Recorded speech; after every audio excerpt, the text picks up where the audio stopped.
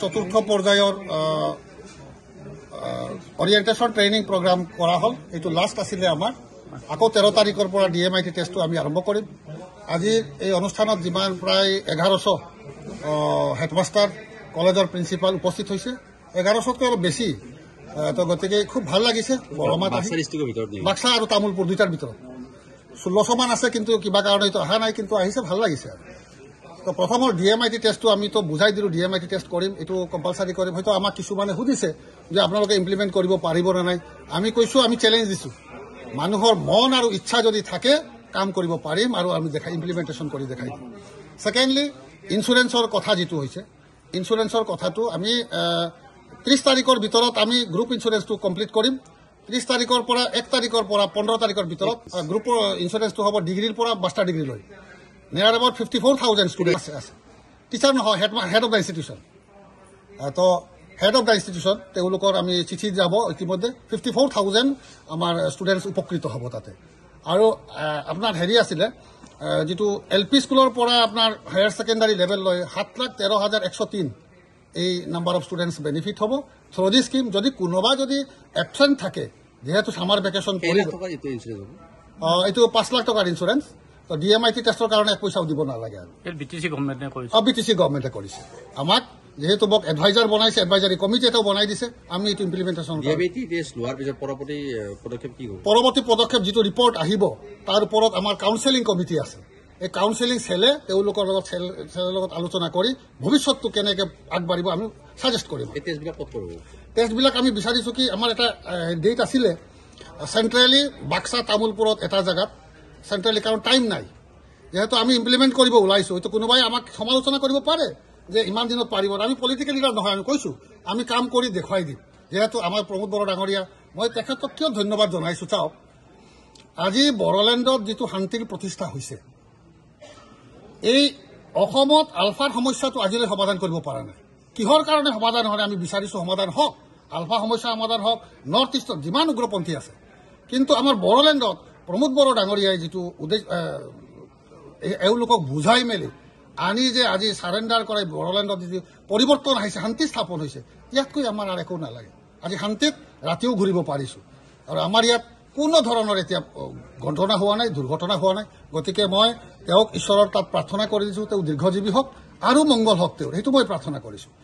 দ্বিতীয়তে, আমাৰ এতিয়া ইতিমধ্যে প্ৰমোদ বড়ো ছাৰে, আমি যিহেতু এডুকেশ্যন এডভাইজাৰী বৰ্ড, মই আৰু এডভাইজাৰ আমাক ক'ব দিছে, এডভাইজাৰ হিচাপে আছোঁ, ঠিক আছে, বাকীবিলাক মেম্বাৰ আমাৰ।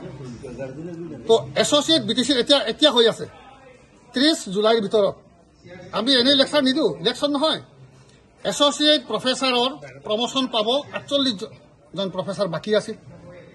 এই বস্তুটো ব্যুৰক্ৰেটিক মেৰপেকত পৰি ফাইলটো যে ক'ত লুকাই আছে আমি বুজাই পোৱা নাছিলোঁ। আমি যেতিয়া প্ৰমোদ বড়ো ছাৰক ক'লোঁ, ছাৰ এইকেইটা প্ৰফেচাৰ বাদ পৰি গ'ল, তেওঁ বুজি পাইছে। এতিয়া আমি যেতিয়া প্ৰেছাৰ দিলোঁ, তেতিয়া আমি কমিটিটো নাছিলোঁতো, এতিয়া প্ৰেছাৰ দিলোঁ, তেতিয়া এইটো হৈ গ'ল। আৰু 48জন প্ৰফেচাৰ এছ'চিয়েট হ'ব, আৰু পাছ ছাৰ্ভিচ কাউণ্টিং যিটো হ'ব এছ'চিয়েট প্ৰফেচাৰৰ কাৰণে 78 নম্বৰ। আৰু ইলেকশ্যনৰ আগত আমি আৰু এটা পদক্ষেপ লৈছোঁ, এইটো ডাঙৰ পদক্ষেপ। আমি 7খন কলেজ, যোৱাবাৰ 10খন কলেজ কৰিলে, এই 7খন কলেজ প্ৰভিন্সিয়েলাইজ কৰিব ওলাইছে, কিন্তু প্ৰচেছিঙত অলপ টাইম লাগিব পাৰে। মই কৈ আছোঁ, ইতিমধ্যে প্ৰমোদ বড়ো ছাৰে এইটো আমাক অনুমতি দিলে, নহ'লে আমি ডিক্লেয়াৰ কৰিব নোৱাৰোঁ। আৰু কাম কৰিমে দেখুৱাম বুলি কৈছোঁ না, নহ'লে আমি তেওঁ অনুমতি নিদিলে আমি ক'ব নোৱাৰোঁ। 1 নম্বৰ মহামায়া ডিগ্ৰী কলেজ কোকৰাঝাৰ, ধমনা আঞ্চলিক কলেজ বাক্সা, দক্ষিণ বিজলী কলেজ ডিগ্ৰী কলেজ, এইটো ক'ত পৰে? Baksa, Shankush degree college Gossaigaon, Tulsibil degree college Kokrajhar, Rowta degree college Udalguri, Baksa degree college Tamulpur. বাগানপাৰাখন ৰৈ গ'ল নেকি? নহয়, ইয়াতে কিছুমান কলেজ প্ৰভিন্সিয়েলাইজ কৰাৰ কাৰণে কণ্ডিশ্যন থাকে। সেই কণ্ডিশ্যনখিনি আৰু এনৰলমেণ্ট গোটেই কণ্ডিশ্যন মোটামুটি এই 7খন কলেজে ফুলফিল কৰিছে। গতিকে আমাক আজি ডিক্লেয়াৰ কৰিব কৈছে, সেইকাৰণে আমি কৰি দিলোঁ, আৰু ইতিমধ্যে প্ৰচেছ আৰম্ভ হৈ গৈছে। এই 7খন কলেজ এণ্টি নামটো লিখিব ন।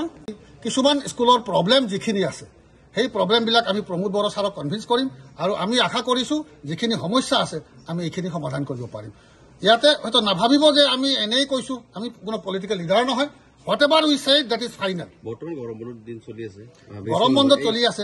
ডিএমআইটি টেষ্ট কেনেকুৱা কৰিব? ডিএমআইটি টেষ্ট তাৰমানে ইয়াতে head of the institution, director আৰু ইনস্পেক্টৰ অফ স্কুল ৰিলেটেড। তো ষ্টুডেণ্টক ইনষ্ট্ৰাকশ্যন হেড অফ দ্য ইনষ্টিটিউশ্যনে দিব লাগে। Head of the institute IAS দিব লাগে, IAS হ'ল নডেল অফিচাৰ, আৰু IASক দিব লাগে ডাইৰেক্টৰ। তেওঁলোকে ইনষ্ট্ৰাকশ্যন দিব, আপোনাৰ ষ্টুডেণ্টৰ গাৰ্জিয়ান লৈ পঠাই দিয়ক অমুক জেগাত। যিখিনি আহিব তেওঁলোককতো কৰিমেই, আৰু যিখিনি ৰেষ্ট থাকি যাব সেইখিনি পৰৱৰ্তী পদক্ষেপত আমি কৰি দিম। নিৰ্বাচনৰ আগমুহূৰ্তত হ'ব নেকি? নিৰ্বাচনৰ আগমুহূৰ্তত যে 100% হ'ব এইটো সম্ভৱেই নহয়, কাৰণ ইতিমধ্যে হেৰি হৈ যাব।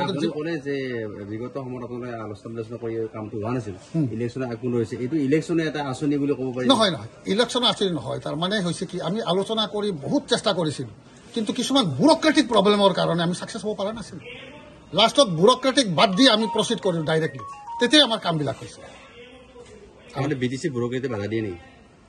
আছে কিছুমান ব্যুৰক্ৰেটছ আছে, সেই ব্যুৰক্ৰেটছে তেওঁলোকক বাধা দিছে। তো আমাৰ প্ৰমোদ বড়োক বুজাবলৈ এইটো তেওঁ বুজি পাইছে, এতিয়া প্ৰব্লেমবিলাক চব বুজি পাইছে। তেওঁ যিমানখিনি বুজি পায়, বেলেগে অলপ কষ্ট বুজি পায়, আৰু তেওঁ বহুত ভাল বুজি পায়। যি বাচ্চাবিলাক অনা নিয়া কৰিব, তাৰ খৰচা কোনে বহন কৰিব? ষ্টুডেণ্টৰ মানে ক'ৰ পৰা আনিব? ঘৰৰ পৰা যে নিব, য'ত ডিএমআইটি টেষ্ট হ'ব নেকি? নাই, এইটোতো অলপমান টকাহে ৰিক্সাত আহিব, আৰু এইটো আৰু কিয় আমি বিয়াৰ কৰিম? ডিএমআইটি টেষ্টৰ খৰচাটো বিয়াৰ কৰিম, চৰকাৰে বিয়াৰ কৰিম।